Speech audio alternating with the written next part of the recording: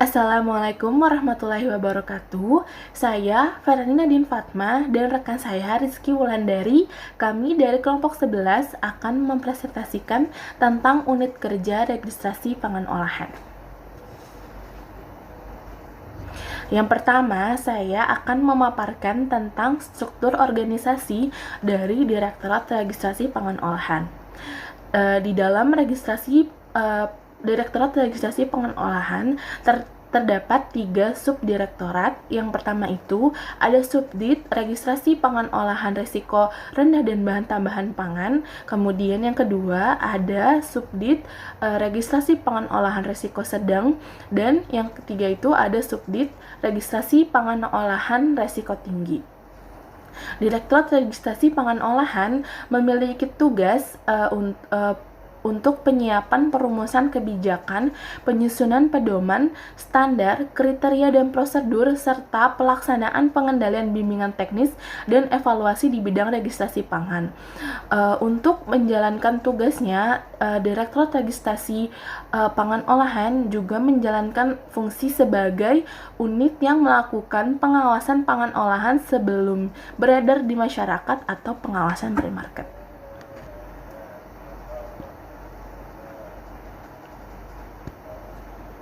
Dasar hukum yang melandasi dari registrasi pangan adalah Undang-Undang Nomor 18 Tahun 2012 tentang Pangan dan Peraturan Pemerintah Nomor 86 Tahun 2019 tentang Keamanan Pangan. Sebelum saya menjelaskan alur dari registrasi pangan, saya akan menjelaskan perbedaan antara pangan segar dan pangan olahan. Pangan segar adalah pangan yang belum mengalami pengolahan yang dapat dikonsumsi langsung dan atau yang menjadi bahan baku pengolahan pangan. Contohnya itu ada sayur segar dan buah-buahan segar. Sedangkan pangan olahan adalah makanan atau minuman hasil proses dengan cara atau metode tertentu dengan atau bahan tambahan. Contohnya itu ada sosis, bakso, makanan ringan, minuman ringan, dan mie instan. Terdapat pangan yang wajib didaftarkan. Yang pertama itu ada pangan olahan yang dijual dalam kemasan eceran. Contohnya ada kopi bubuk instan, kemudian ada makanan ringan, mie instan, dan minuman ringan. Yang kedua itu ada pangan fortifikasi. Jadi pangan fortifikasi adalah pangan dengan penambahan mikronutrien seperti vitamin dan unsur rendik esensial. Contohnya itu ada minyak goreng yang ditambahkan dengan vitamin A, kemudian ada tepung terigu yang ditambahkan dengan protein, lalu ada garam yang ditambahkan dengan yodium. Kemudian yang ketiga itu ada pangan wajib SNI, contohnya itu ada air minum dalam kemasan, tepung terigu, garam, dan gula putih. Yang keempat itu ada pangan program pemerintah, contohnya itu ada beras dan makanan tambahan balita. Yang terakhir itu ada bahan tambahan pangan, contohnya itu ada pewarna dan perisa makanan. Ada juga pangan yang tidak wajib didaftarkan. Yang pertama itu ada pangan yang masa simpannya kurang dari 7 hari, contohnya itu makanan cepat saji. Kemudian yang kedua itu ada pangan yang digunakan lebih lanjut sebagai bahan baku pangan dan tidak dijual secara langsung kepada konsumen akhir. Maksudnya, pangan tersebut dijual kepada perusahaan untuk diolah lebih lanjut. Contohnya itu ada tepung terigu yang ditujukan untuk pembuatan roti. Dan yang ketiga itu ada pangan yang diimpor dalam jumlah terbatas untuk keperluan permohonan surat persetujuan pendaftaran, penelitian, atau konsumsi sendiri. Nah, kemana kita dapat mendaftarkan produk dari pangan olahan perusahaan yang kita produksi itu?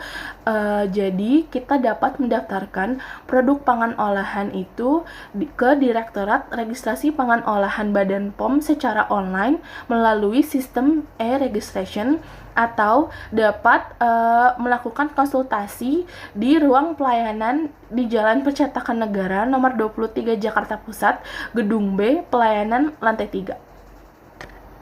Kemudian bagaimana caranya kita dapat mendaftarkan produk pangan dari perusahaan kita.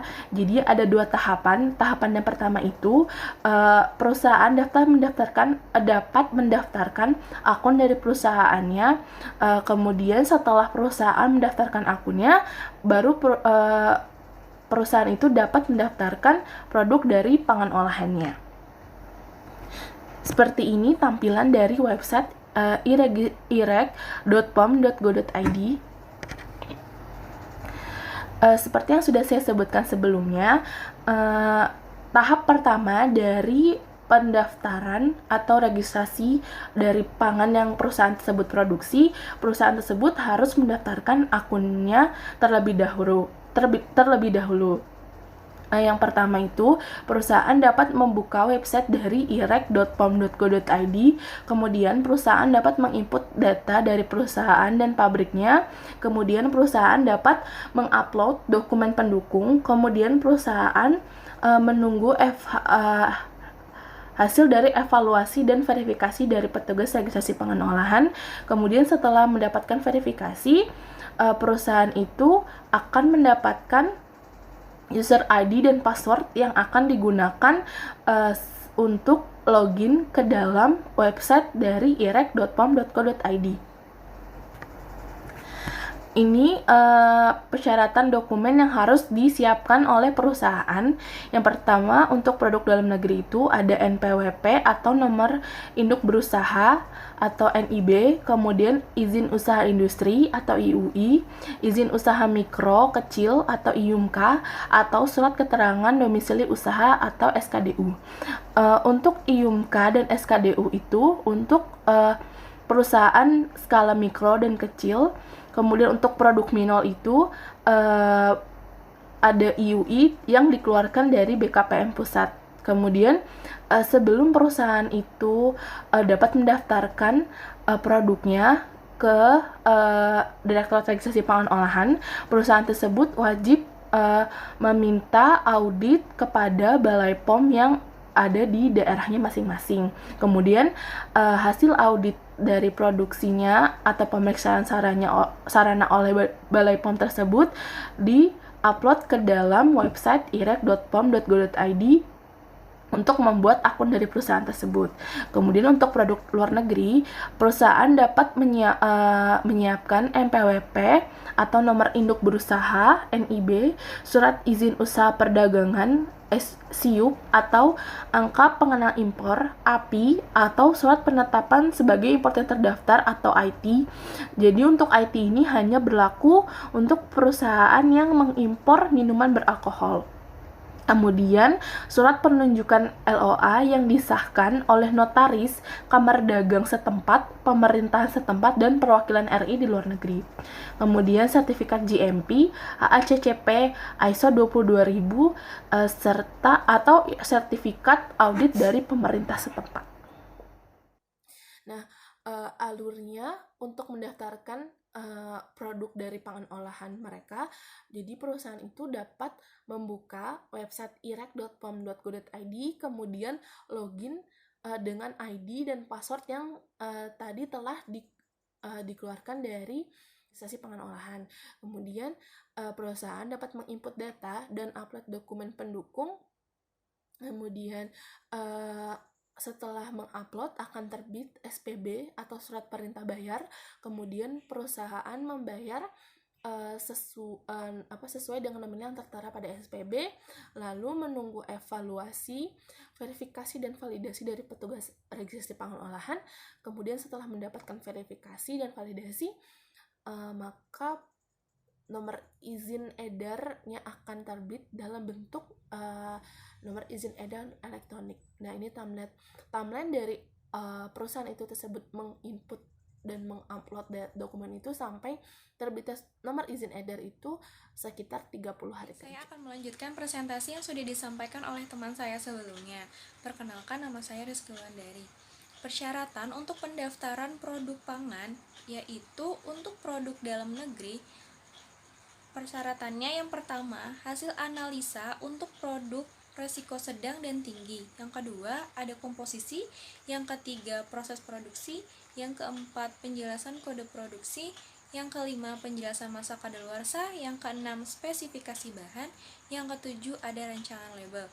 Untuk persyaratan produk luar negeri, sama halnya dengan persyaratan untuk produk dalam negeri. Yang membedakan hanya ada tambahan data seperti 1. Ada sertifikat kesehatan atau sertifikat bebas jual. Yang kedua, ada surat penunjukan. Yang ketiga, ada sertifikat GMP atau HACCP atau ISO 22000 atau sejenisnya. Yang keempat, ada foto produk. Yang kelima, ada label terjemahan jika diperlukan. Untuk menentukan kategori pangan, registrasi pangan olahan mengacu pada Perka BPOM nomor 34 tahun 2019. Dapat diakses juga melalui jdih.pom.go.id. Untuk kategori pertama diperuntukkan untuk produk-produk susu dan analog, kecuali yang termasuk kategori 2. Kategori 2 diperuntukkan untuk produk lemak, minyak, dan emulsi minyak. Kategori 3 diperuntukkan untuk produk es untuk dimakan.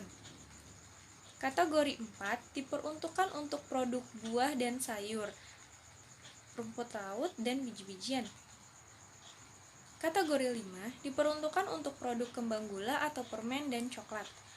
Kategori 6 diperuntukkan untuk produk sereal dan produk-produk sereal yang merupakan produk turunan dari biji sereal. Tidak termasuk produk bakteri dari kategori 7 dan kategori 042.1 dan kategori 042.2. Kategori 7 diperuntukkan untuk produk bakteri.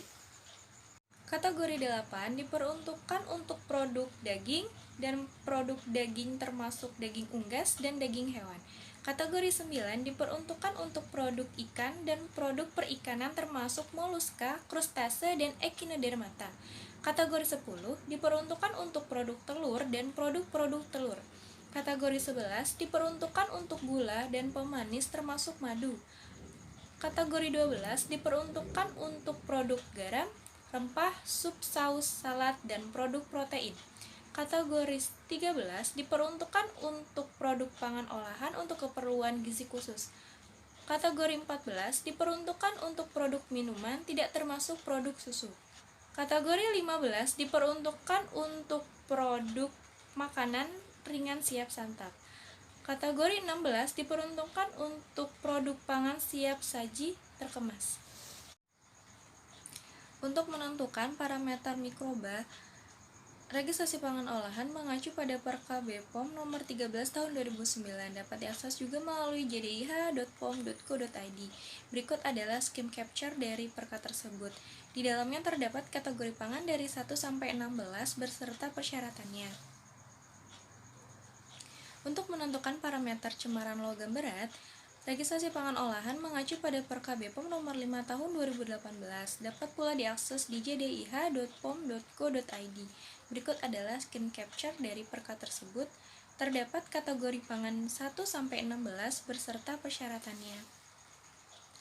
Menentukan parameter cemaran kimia, registrasi pangan olahan mengacu pada Perka BPOM nomor 8 tahun 2018.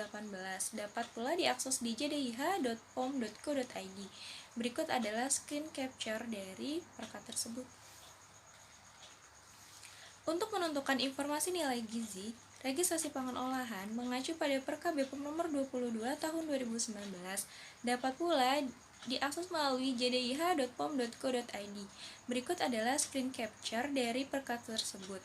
Nah, di screen capture dari Perka tersebut ini adalah format secara umum yang biasanya dilampirkan atau dicantumkan pada kemasan pangan.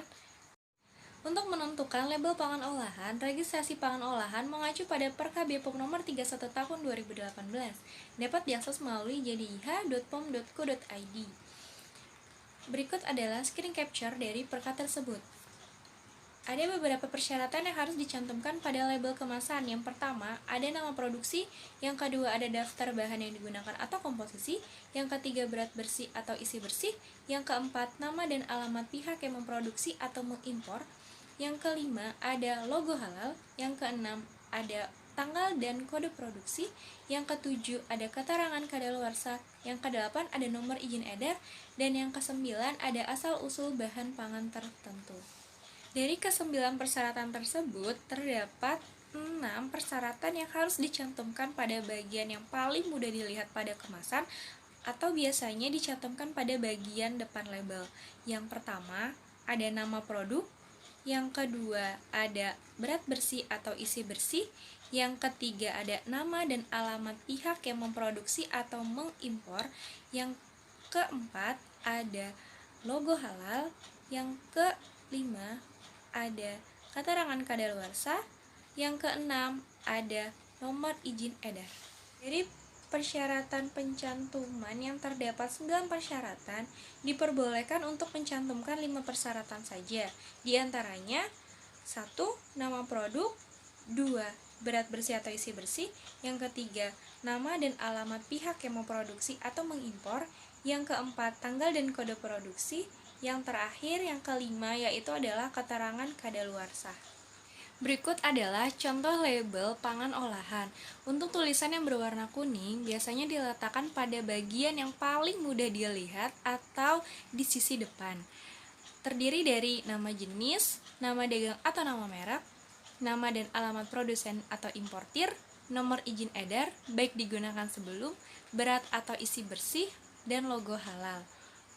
Pada bagian lain atau sisi belakang dapat dicantumkan komposisi, informasi tanpa BTP, informasi alergen, peringatan, informasi nilai gizi, cara penyiapan atau penggunaan, kode produksi, QR barcode, serta saran penyajian.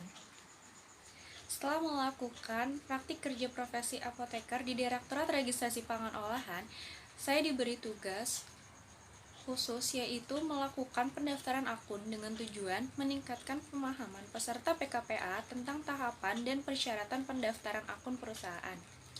Berikut adalah persyaratan produk dalam negeri. Yang pertama, lampirkan NPWP. Yang kedua, lampirkan IUI atau IUMK atau SKDU dengan catatan IUMK dan SKDU untuk skala mikro dan kecil. Untuk produk minol atau minuman beralkohol, silakan melampirkan IUI yang diterbitkan oleh BKPM Pusat. Yang ketiga, lampirkan PSB.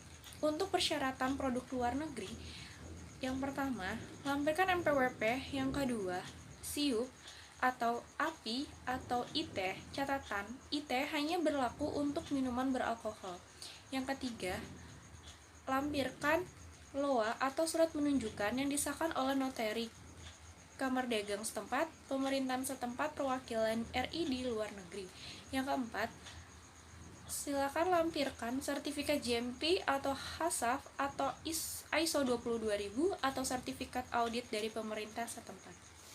Untuk alur tugas, yang pertama login, yang kedua membantu evaluator di RPO untuk memverifikasi hasil evaluasi. Apabila dokumennya lengkap, maka akan ada pemberitahuan melalui email ke pendaftar terkait user ID dan password yang akan digunakan untuk pendaftaran produk pangan. Apabila dokumen tidak lengkap, maka akan dikembalikan ke pendaftar untuk diperbaiki. Untuk tugas khusus, saya ditugaskan untuk merancang kuis untuk diupload ke sosial media dari Direktorat Registrasi Pangan Olahan. Tujuan dari merancang kuis ini agar dapat meningkatkan pemahaman masyarakat tentang Badan POM dan Direktorat Registrasi Pangan Olahan dengan cara yang lebih menarik dan lebih interaktif. Yang pertama ini saya membuat pertanyaan mengenai pangan wajib SNI, tujuannya agar masyarakat lebih mengenal pangan apa saja yang wajib SNI. Kemudian yang kedua, saya membuat kuis tentang pangan apa saja yang difortifikasi. Ini tujuannya agar masyarakat juga lebih mengenal tentang pangan fortifikasi. Kemudian yang ketiga ini saya membuat teka-teki silang mengenai Badan POM dan mengenai pangan supaya masyarakat lebih mengenal tentang Badan POM dan jenis-jenis pangan yang ada di masyarakat. Nah, ini untuk sosial media dari Registrasi Pangan Olahan.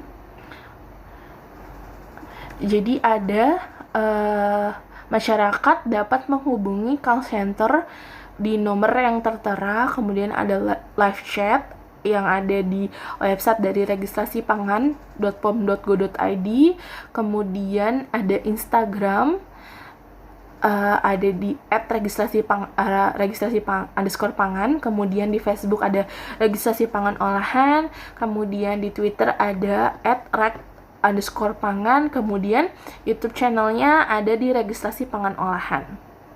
Kemudian ada email di penilaianpangan@pom.go.id. Sekian presentasi dari kami, kurang lebihnya kami mohon maaf. Terima kasih atas perhatiannya. Wassalamualaikum warahmatullahi wabarakatuh.